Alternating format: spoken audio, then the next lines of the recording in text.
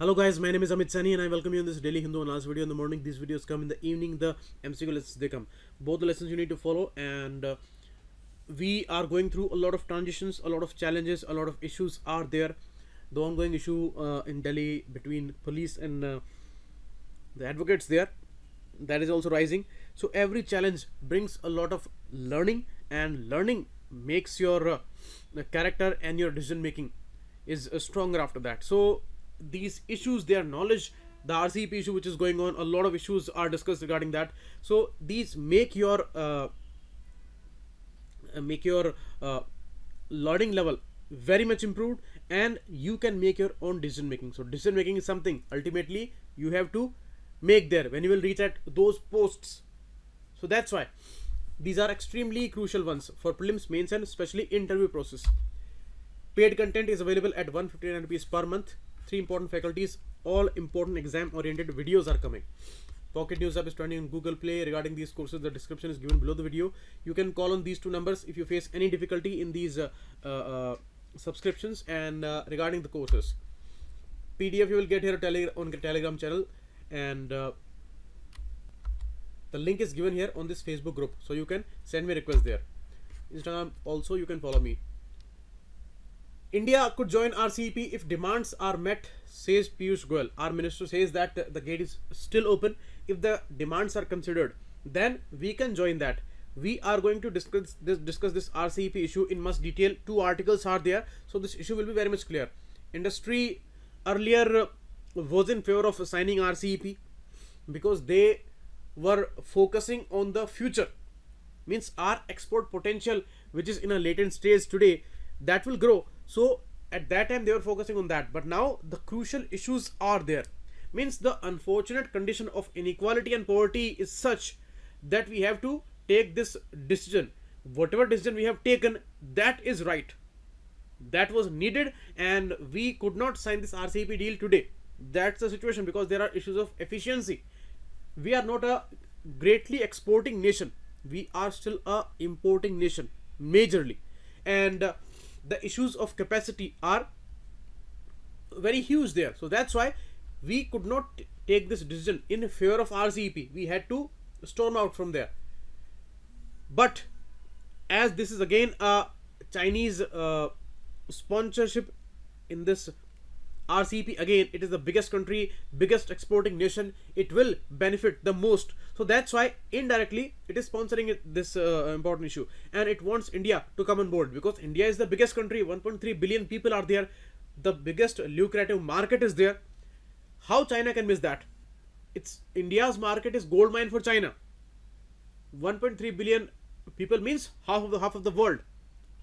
So if the Chinese market plus Indian market, they both are there with any company, then it has captured half of the world there. So there is no need for any other nation, practically, if you think like that.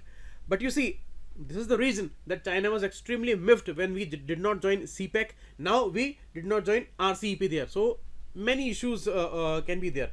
But China says that we are ready to address concerns there, and we want India to come on board. So we know what kind of pressure is there on Chinese mind. It is all the plans and aims there. But India has its own conditions.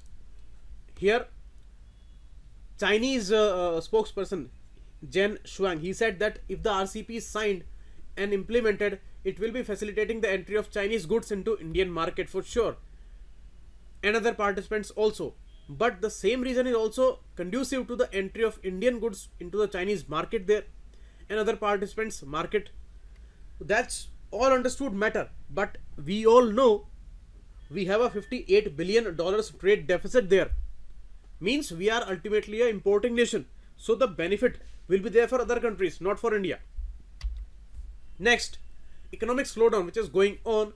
There are very less signs of improvement. We are waiting for these reforms and these condition changes.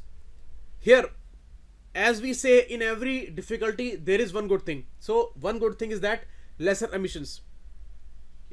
Day before yesterday I was explaining you that there is minus 20% growth in coal sector.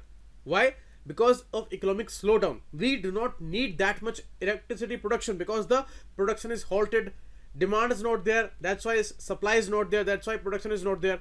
So majorly there is a huge negative growth in some sectors, and that's why our emissions are also coming down. For the first time after 2001, the growth is below 3%, means only 2% rise was there from the last year's emissions, and this happened for the first time since 2001. A developing nation development with a very fast pace, and since 2000 year this is happening, but for the first time in this year after 19 years the emissions grew only 2%. So that's not a good sign for economy for sure, because this is the key indicator for our growth. More production, more economic activity, more energy needs, means we are growing fast, but here the growth is halted. So that's a problem. But another important claims and goals that we have internationally on the environment front, climate front, there some good things are there.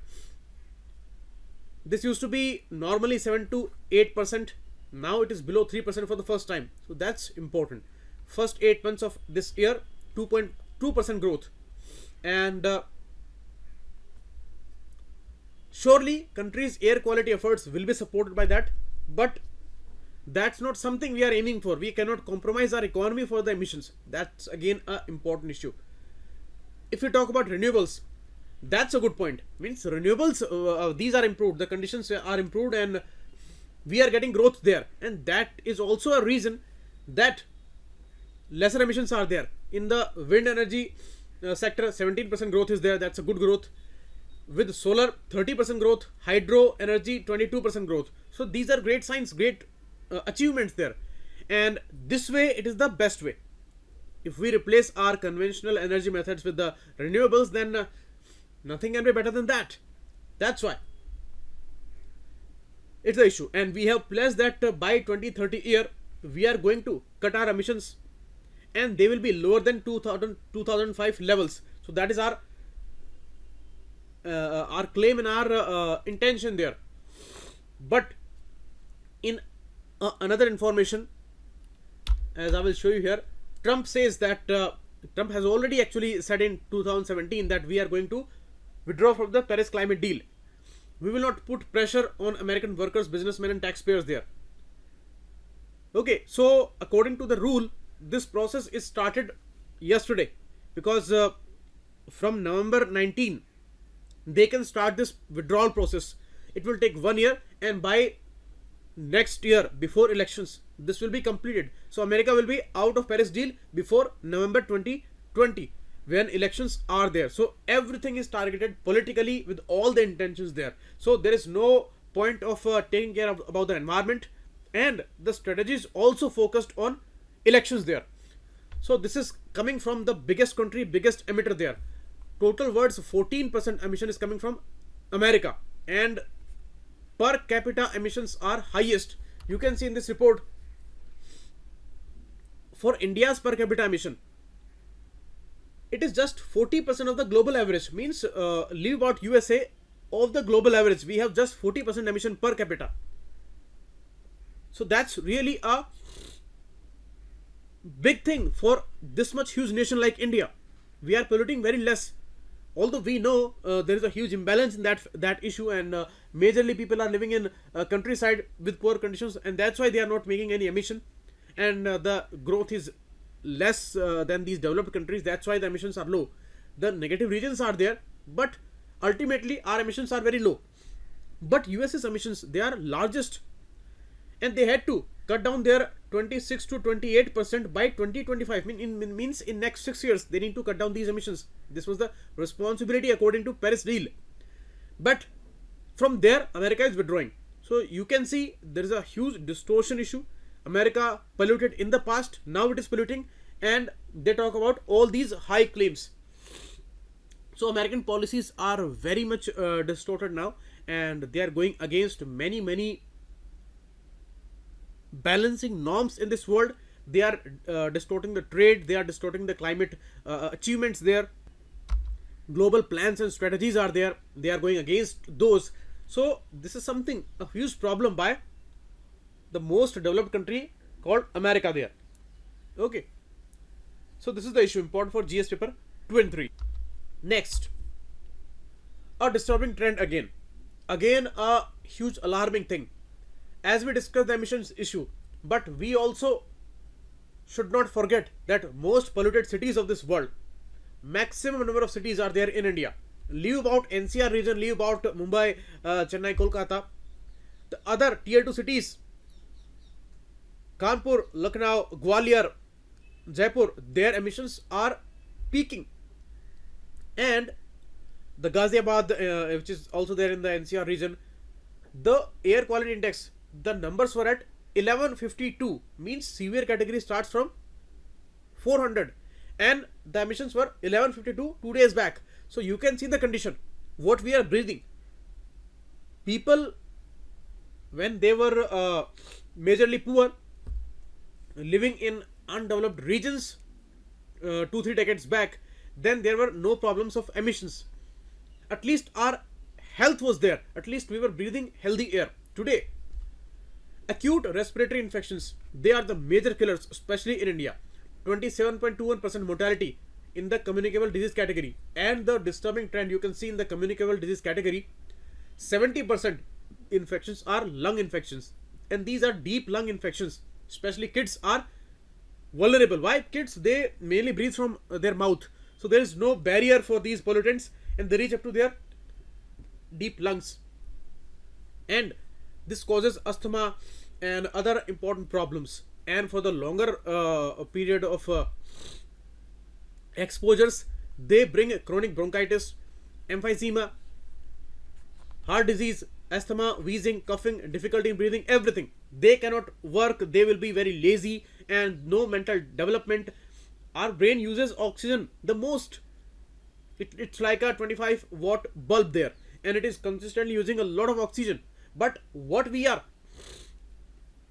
giving to our brain, this polluted air, so how we can work there? So this is the direct implication, but these are dangerous issues. You can see this is the windpipe there.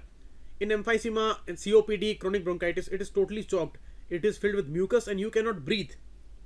And it constricts. So this is a life-threatening situation and it can kill you anytime.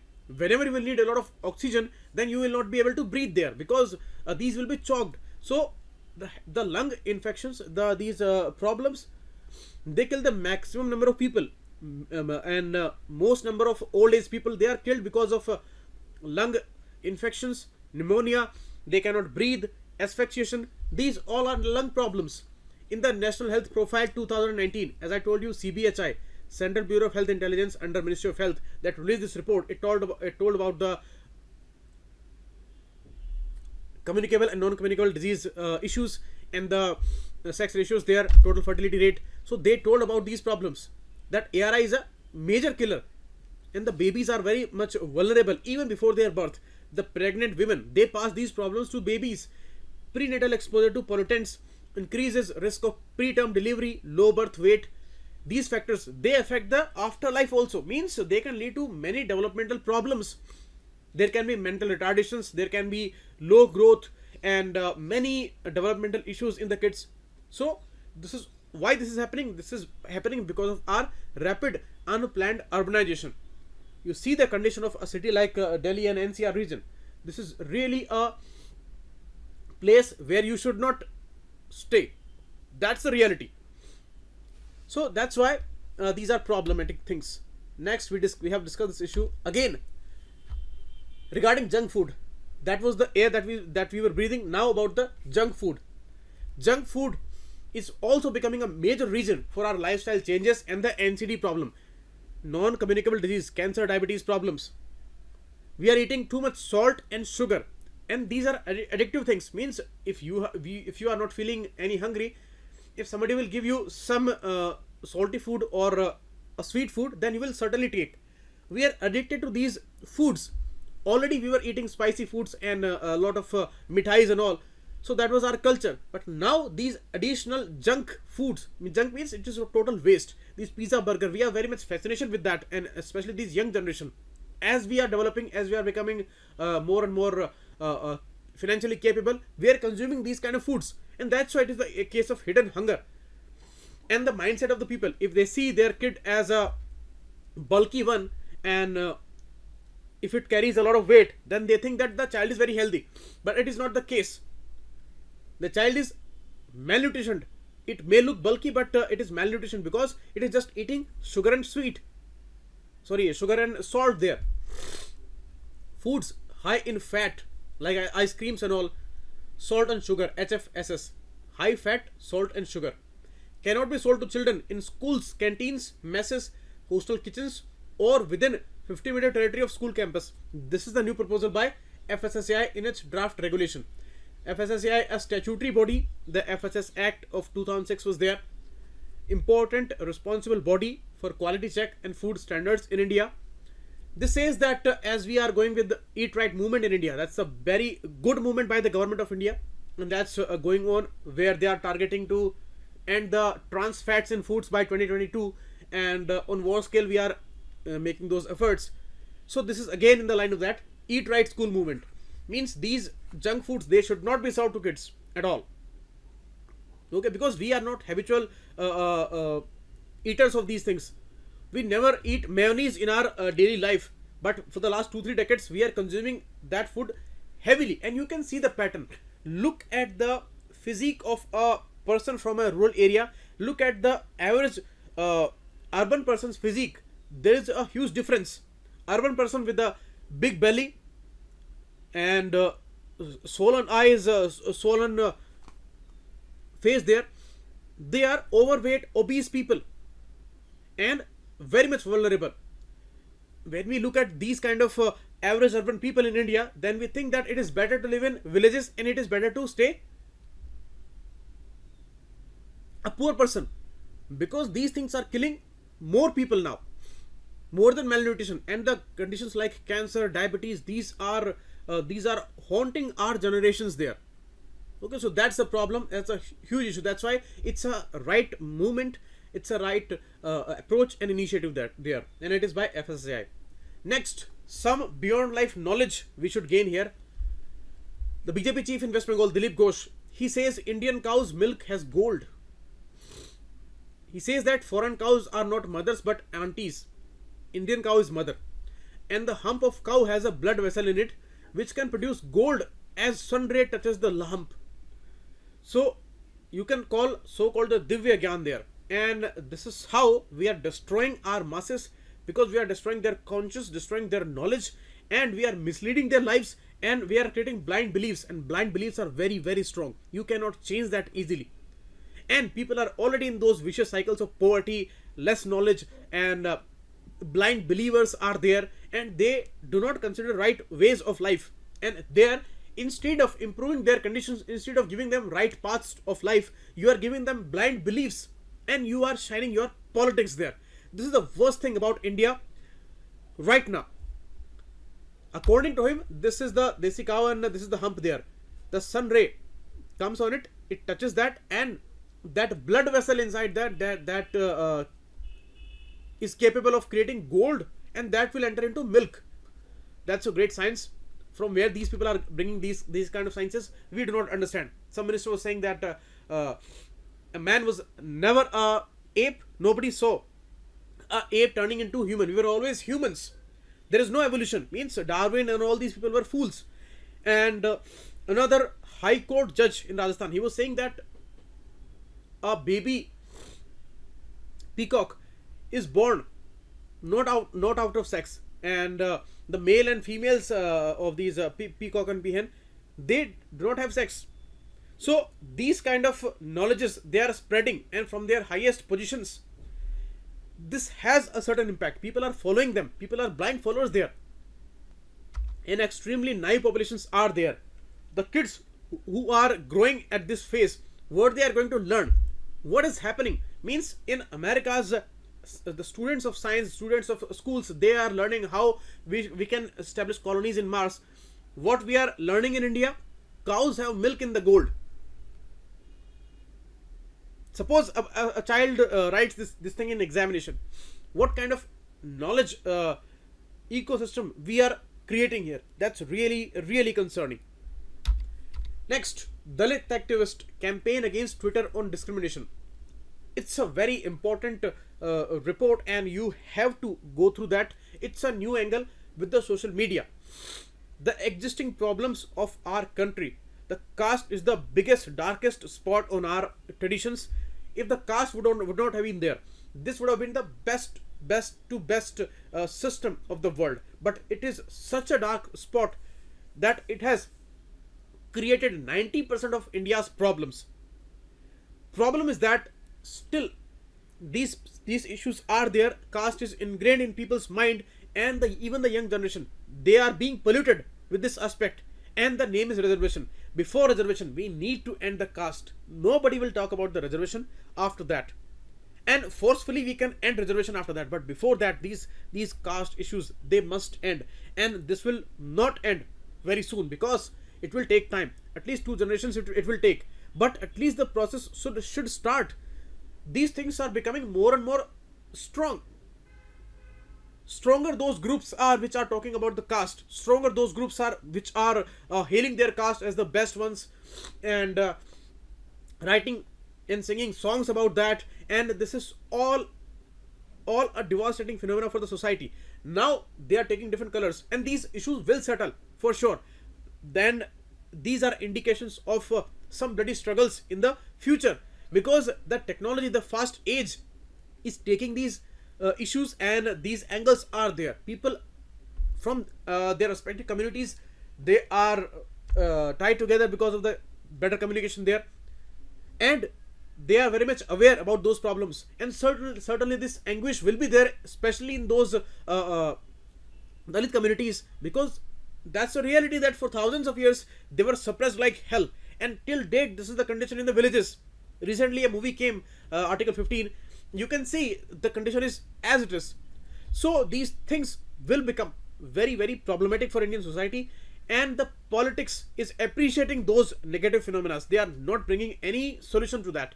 That's the issue. That's why this report is very important, and you should write that important note on this report, because it is the new angle. UPSC focuses on these kind of things a lot. Okay, the ever existing problem in India now. Twitter trends are there regarding that issue. So that's the issue. Next, the articles. Safe for now, but these tariff walls, they cannot remain high for a longer period of time. You see, important for GS paper 2 and 3 mainly. It is the same issue of RCEP, and we have taken a right decision today according to conditions. But the problem is that why these conditions are there in 21st century, where India has some of richest people in this world. India is a huge economy, but still why this condition is there, that the majority of the population is dependent on subsistence agriculture. They are pushing their lives with some number of cattle there, like 1-2. Average we have 2 cattle. Average America has 191. Oceania has 355 cattle with them, and we have just 2. You see the difference there. That's the unfortunate condition, that we cannot produce that much, and we cannot export these items. We are not a hugely exporting country, especially for the MSME and the agriculture sector, and the most important in that issue, the dairy sector there. So why this condition is there? That's the main problem. Because this problem is there, that's why the decision which is taken, that is the right decision. India has its reasons to stay out of RCEP, and it should have kept itself out. Otherwise we would have devastated, because the problems of tariffs was there. And you see, China as a sponsor is pushing for this issue a lot, and they are trying to bring India on board, because it is the huge benefit that China is focusing there. CPEC was a failure in context of India for China, but RCEP can be a big boost there. So it is targeting the Indian market there. 1.3 billion people are there, but it will be a huge beneficial thing for China. But for India, already $53 billion deficit is there. Now there will be no improvement in that. Why? Because the tariffs, they will come to zero. According to the rules of RCEP, in next 15 years, these tariffs should come to zero level. Right now on dairy products, we are applying around 64% of tariff. On an average, around 35% is the average tariff there. from 64 to 0, from 35 to 0. That will be devastating for India.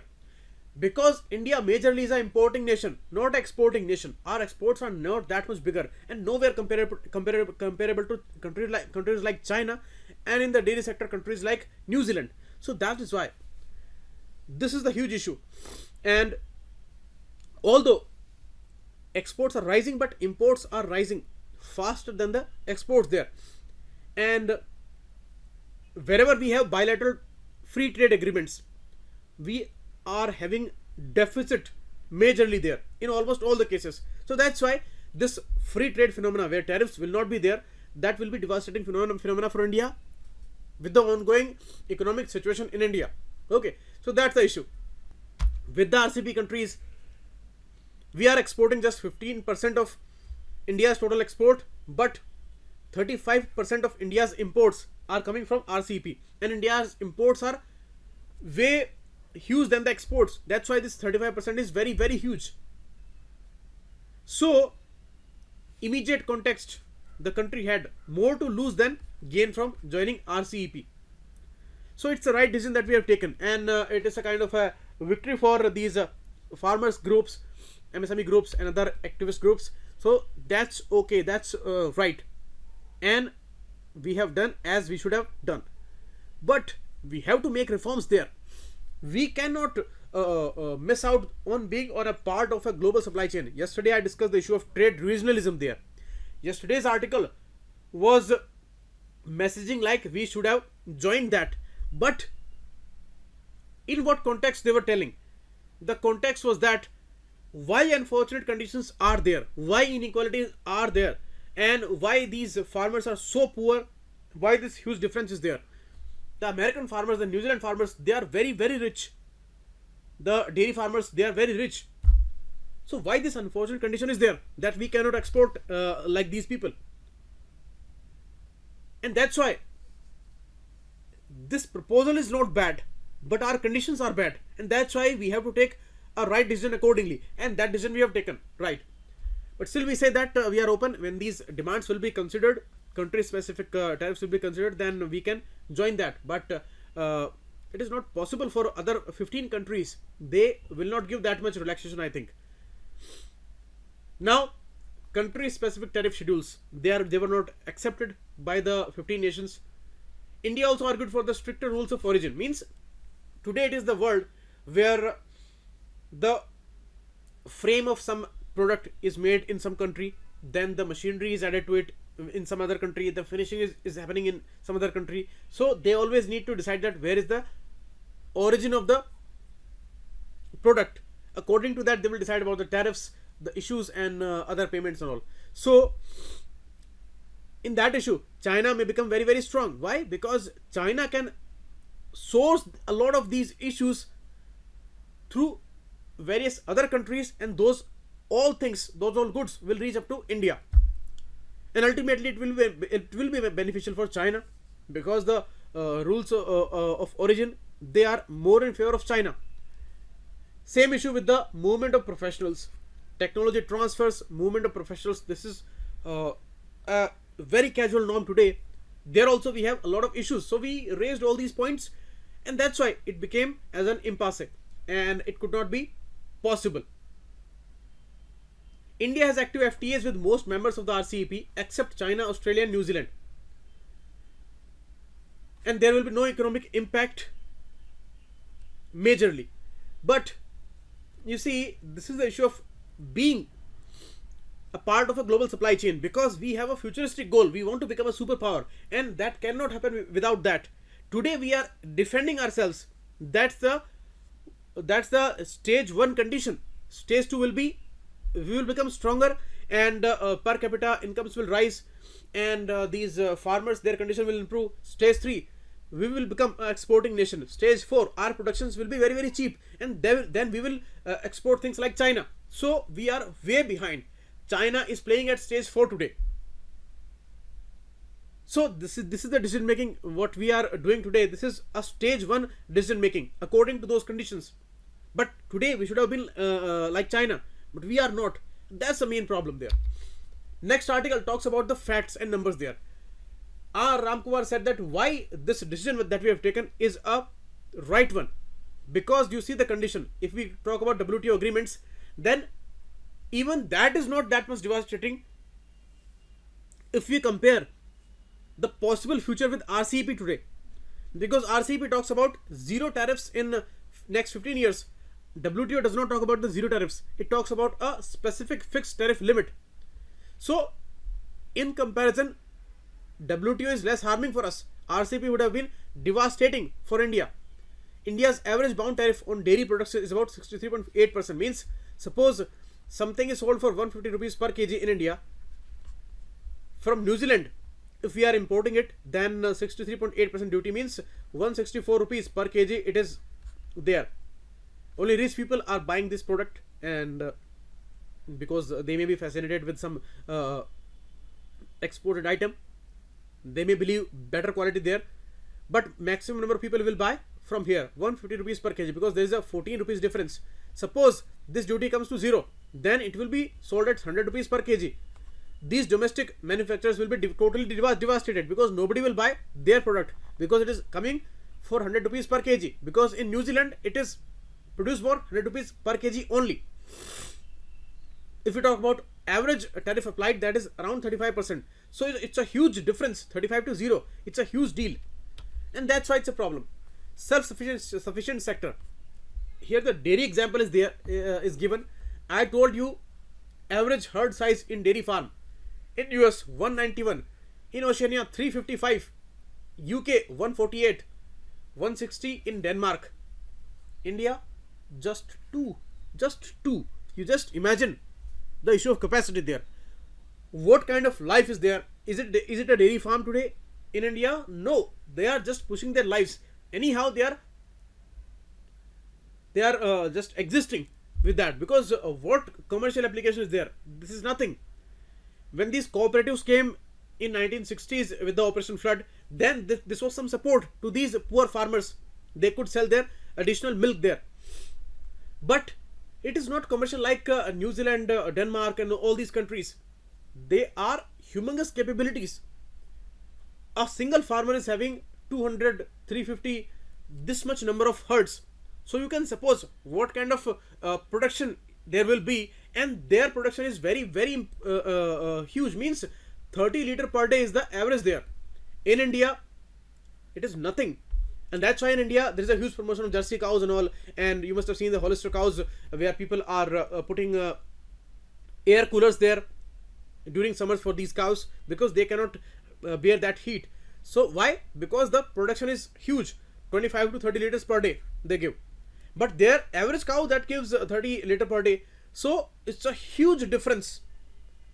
Already having 200 cows and 30 liter per day per cow, so it adds up to a lot of numbers there, and in India it is nothing. So that's why we cannot allow zero tariffs there. They will flood Indian markets there, and their production is very cheap. In New Zealand it is 19 rupees per liter for the milk, and in India domestically it is 30 rupees per liter.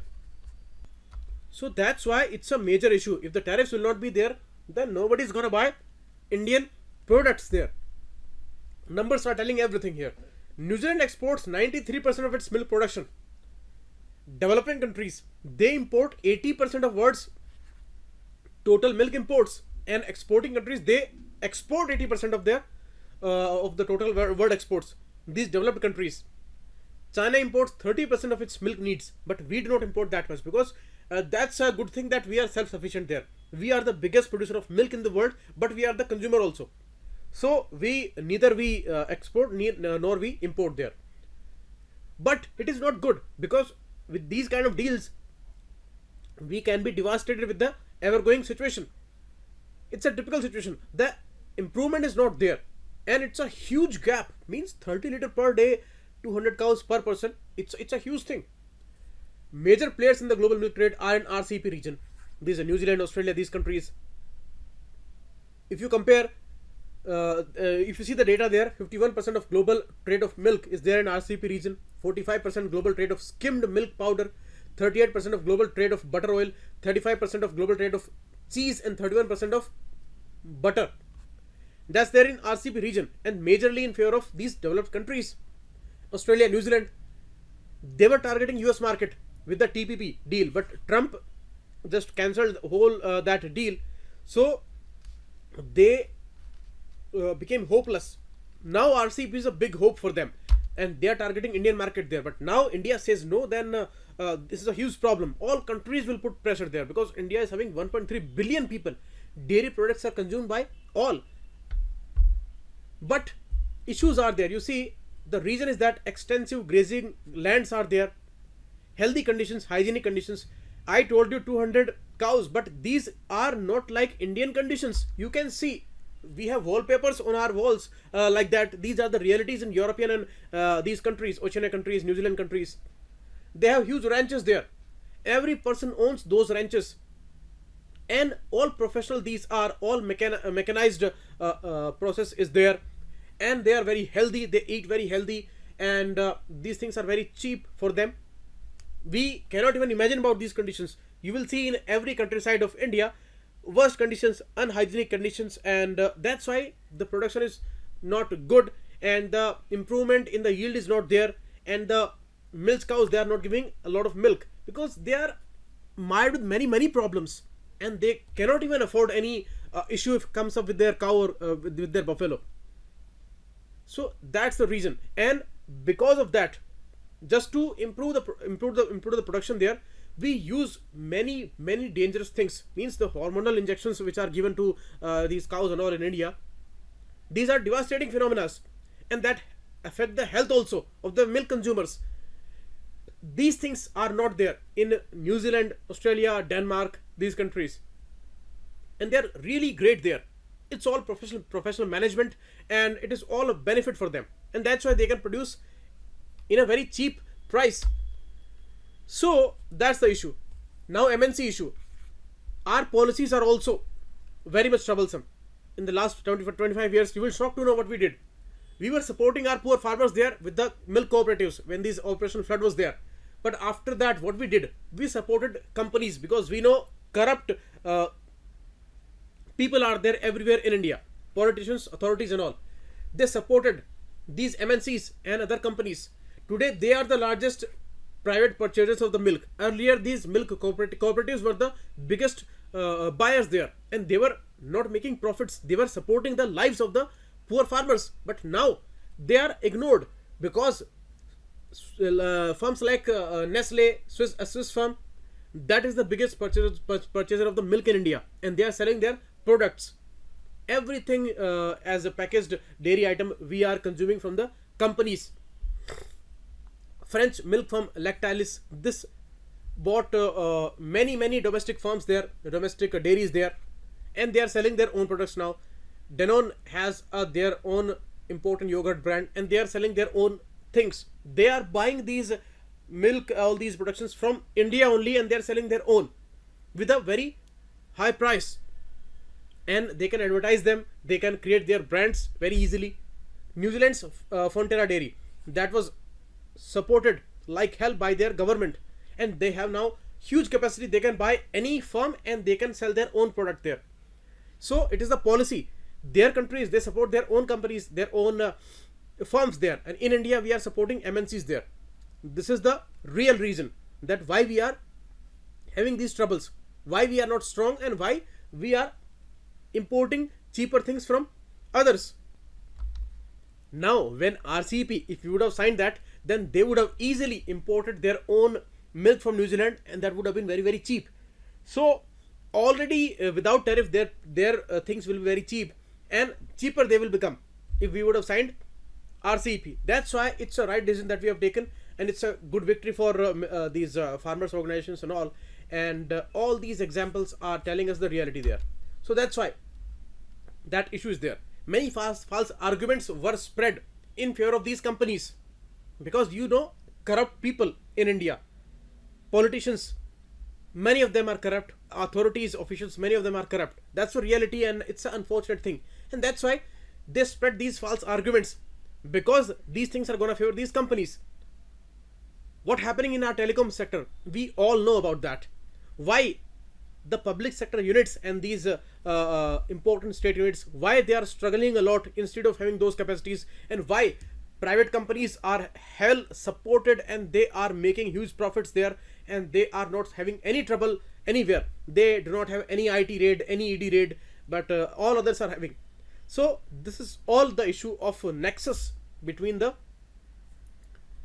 people in power and the companies there. So according to that, they make policies, and this is why we devastate our own farms, our own issues, and others, they come here with their cheap products, and we are bound to take these kind of decisions today because we could not have this much strong dairy sector there instead of us being the biggest milk producer there, but we cannot have that much capability. So that's the issue, and you can write all the points there. Very important article. This was one article I've left regarding the ease of doing business issue, so I will discuss that day after tomorrow. And thanks a lot. Keep watching. It was Amit Sani.